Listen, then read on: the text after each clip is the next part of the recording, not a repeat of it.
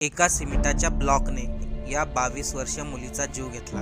पण ही दुर्दैवी घटना संस्कृती बरोबर घडली कसं काय? तर झालं असं की 22 वर्षीय संस्कृती मुंबईच्या जोगेश्वरी मधील पूर्व भागात आई वडिलांबरोबर राहत होती. तिचे वडील कॅटरिंगचा व्यवसाय करतात, तर संस्कृतीने हॉटेल मॅनेजमेंटचा कोर्स केला होता.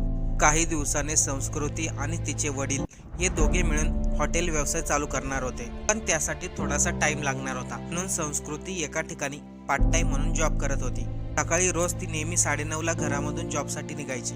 10 ऑक्टोबरला देखील सकाळी 9:30च्या दरम्यान संस्कृती नेहमीप्रमाणे घरामधून निघाली. ती ज्या ठिकाणावरून कामाला जात होती त्या ठिकाणी बिल्डिंगचं काम चालू होतं. संस्कृती जॉबवरती जात असताना त्याच बांधकाम चालू असलेल्या इमारतीवरून एक सिमेंटाची वीट संस्कृतीच्या डोक्यामध्ये पडली.